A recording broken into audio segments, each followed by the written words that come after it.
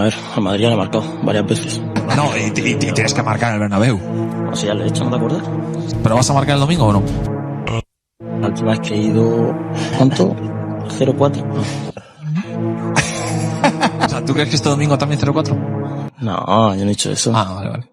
Pero puede ser. The greatest rivalry in sports history, Barcelona versus Real Madrid.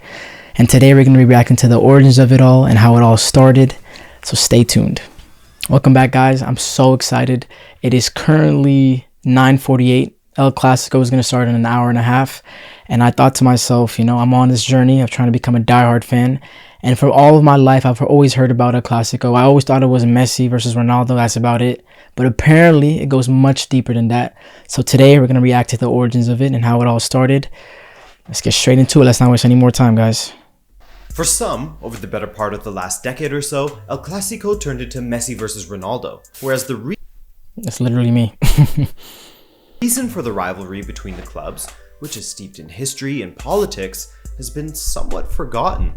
What's up? My name's Adrian, and welcome to another edition of Rabona TV's Roots of the Rivalry. I'm excited, man. Now, we'll get into the nitty-gritty. PSA over. Let's get to it. First, go. The political and cultural climate in Spain in the early 1900s, which still definitely remains to this day in some capacities, is extremely important. As you're probably familiar with already, within various regions in Spain, most notably the Basque and Catalonian regions, there are large sects of citizens that feel as though their region is separate from that of the rest of Spain. Madrid, of course, is not only central geographically, but politically as well. Being the capital of Spain, well, Barcelona lies in the Catalonian region, a region that, as recently as 2017 and 18, tried to have a referendum to separate from the rest of Spain, while the same has been pondered by the Basque region in the past as well.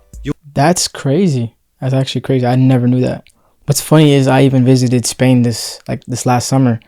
I did get that vibe of Madrid was the bougie side of Spain. I don't know, something about it just looked so bougie. People there just were a little bit top notch. Barcelona just seemed way more laid back, a lot more young people. But I had no idea they were trying to get independence.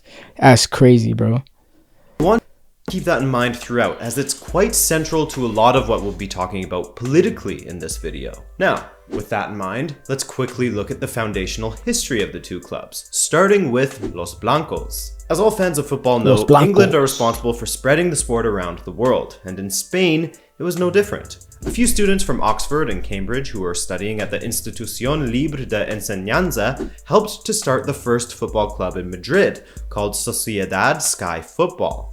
3 years later, however, the club split in two: Nuevo Sociedad de Football, or the New Football Society, and Madrid Football Club.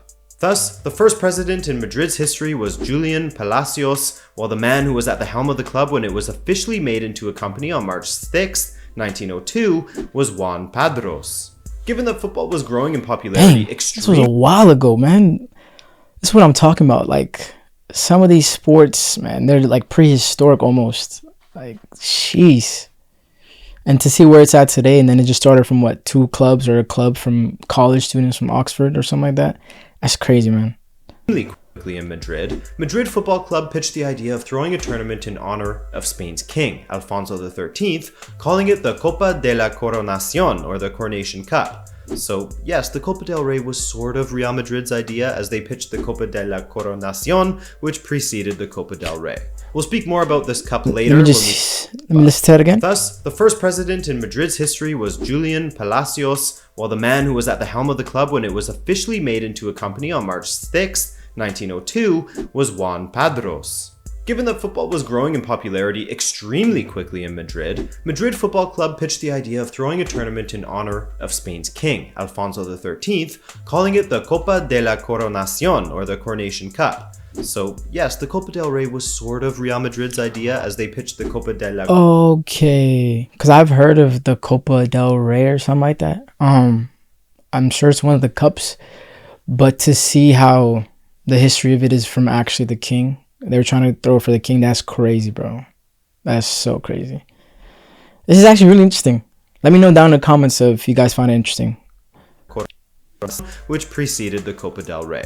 We'll speak more about this cup later when we talk about the first meeting of Barcelona and Real Madrid. Anyways, enough of that. It was in 1920 that King Alfonso XIII gave Real Madrid its royal title. Thus, the club was henceforth known by the name you know today, Real Madrid. And now, FC Barcelona, whose foundational history is also chock full of expats, as many clubs across Europe are.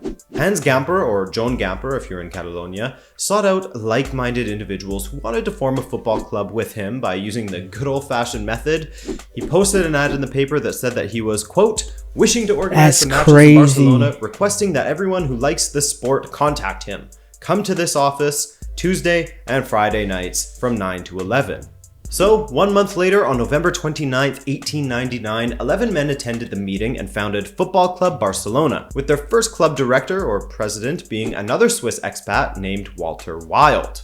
Cool name. Barcelona played in and won their first trophy in 1902, which was the Copa Macaya. It was also in 1902 that they would meet their... Sorry guys for pausing, but something of like... I'm trying to be a diehard fan. I'm a casual fan, but learning more about football in general is so interesting how historic it is, like how deep it runs. They really started the whole club of Barcelona, the billion-dollar company or whatever, the likes of Messi, Neymar, from a newspaper ad. That is so crazy to me. Oh my gosh. Who would have thought? That's crazy. Let's keep going though. Copa Macaya. It was also in 1902 that they would meet their future bitter rivals, Real Madrid, in the Copa de la Coronación semi-finals, played on May 13th at the Hippodromo in Madrid. The winner of this match, FC Barcelona, thanks to a brace from Udo Steinberg and a penalty put away by Gamper himself. And Barcelona beat them that bad? Barcelona moved on to the final of the Coronation Cup up against eventual champions Vizcaya, which was a conglomerate club made up of players from Athletic Bilbao and other Basque clubs. Now, this posed a problem for the organizers of the cup, as the final consisted of a team from the Basque region and a team from Catalonia. Not exactly what the organizers from Madrid, the home of the monarchy, were looking for. So, in order to sort of aid this, a third place consolation match was quickly thrown together, with journalist Phil Ball even speculating that the trophy used for it was from the personal collection of one of the organizers. Come on, Madrid. Well, from the organizers' perspective, it paid off, as Real Madrid defeated Espanyol, another Catalonian club, 3-2 in the Consolation Cup. It wasn't called that, it was actually called the Copa de Peña. Now, for the next couple of decades, Madrid...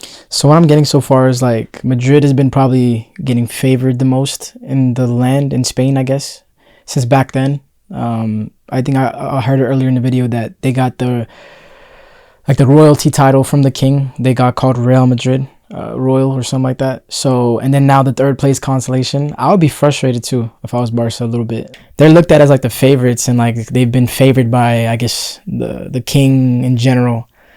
That's crazy. That's really interesting. Barcelona would go toe-to-toe, with Barcelona having a particularly good run of 13 matches from 1917 to 1928, in which they didn't lose once to Madrid. Madrid did have their dominant run though, as they didn't lose once to Barcelona from 1931 to 35, a span of 14 matches. 1 year later, however, the Spanish Civil War broke out. Without going too deep into the Civil War, there are a lot of videos out there that can explain the subject way better than me. Here's the extremely short version. The 1936 Spanish elections were narrowly won by the political party, the Popular Front, which due to multiple events, including some killings on July 12th, 1936, lost control of the government completely. A failed military coup led to a civil war between the leftist Republicans, made up of anarchists and communists among others, up against the nationalists, the right-leaning militarily strong side that was eventually led by Francisco Franco. Franco's ideals would unify the nationalists, while the Republicans had very little in regards to unity, which would be their eventual downfall, leading to Barcelona being conquered by the nationalists in January of 1939, Barcelona of course being the homeland of the Republicans. 2 months later, Madrid was conquered and Franco was installed as the absolute dictator of Spain. So what does this have to do with Real Madrid and FC Barcelona? Well, first, let me state that the war itself didn't affect Barcelona and Real Madrid in footballing terms directly. In fact, Madrid and Barcelona were both fighting against Franco's troops on the same side. But the outcome of Franco becoming dictator did indeed affect both on footballing terms. So, back to my question of just how the outcome affected both. This is crazy, bro. Well, Considering Franco fought against Republicans from Barcelona, basically the epicenter of Catalonian nationalism, I'm sure you can see how he was less than amicable with them, not only politically, but also footballing-wise as well. If you've seen our video on the Derby de Lisboa, then you'd know that Portugal's dictator Antonio Salazar used football almost as a propaganda piece, given its popularity within the country. Especially, for sure, I could see that 100%.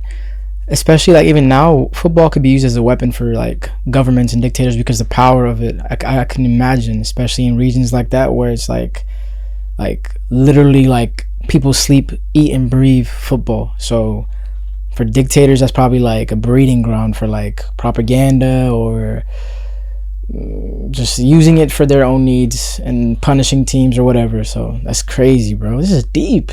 Benfica became his sort of representation of a strong Portugal for the rest of Europe. Well, in Spain, Franco was no different, as he allegedly looked to use Real Madrid as his own piece of propaganda. In doing so, you can see how this divided the fans of the respective clubs even further, with Barcelona fans not only disliking Real Madrid as a simple sporting rival, but now with all of the political connotations that go along with Madrid being representative of the Francoist regime that squashed Catalonia and continued to repress them, it made things even worse. And don't get me wrong, that's not to say there weren't instances in which FC Barcelona and Franco got along, wherein some Barcelona backroom staff had good relationships with him, regularly awarding him and his regime medals and gifts, while Franco even made the construction of the Camp Nou a priority. But for the most part, it's commonly accepted among Barcelona fans and Spanish football fans in general that Real Madrid was favored by Franco. A great example of this was during the 1943 Generalissimo Cup semi-finals. By the way, the Generalissimo Cup is just the Copa del Rey, but during Franco's time, it was referred to as the former. Anyways, as I was saying, in the 1943 edition of the Cup, Barcelona and Real Madrid faced off in the semi-finals. The first leg ended 3-0 to Barcelona at home, and they were cruising. However, according to legend, when the Barcelona players came to Madrid for the second leg, they were apparently met by the Director of State Security, a grand surprise for them, who, once again, according to Phil Ball, reminded the players of how the state had allowed Catalonia to remain within the country and the generosity that it took from the state to do exactly that. The players were able to read between the lines and could sniff out the alleged threat, and in the second leg, well, let's just say that things went differently than in the first. Vastly differently. Real Madrid won 11-1. 11-4 on aggregate. 11-1? I never... Dang. 11-1? If that's not rolling over, I don't know what is. And then speaking further to how Franco's sway allegedly swung in favor of Madrid... Like, what were they doing? Like, how did they let 11 goals in? I get, like, you know, refs could probably be involved or whatever, but, like, still, how do you let 11 goals in? That's crazy, bro. That's a crazy turn of events from one game to another. Swing the wedge between the sets of supporters even further, there's the story of how Franco is believed to have influenced Alfredo Di Stefano's move to Real Madrid. Di Stefano, someone who needs no introduction and is synonymous with the history of Madrid, was actually a Barcelona player first, before Franco allegedly got involved. In which a series of... Please, guys, put in the comments down below if you guys know more about this guy. When I went to Spain in this last summer, we went to the Bernabeu, and there was a museum. There was stuff about him and like other players. I thought he was a manager. I didn't know he was a player. So apparently, I guess he started off in Barcelona, and then he got his move to Madrid after, and that's why they hate him. Sheesh. That led to Barcelona ripping up Di Stefano's contract, thus allowing him to sign for Real Madrid permanently.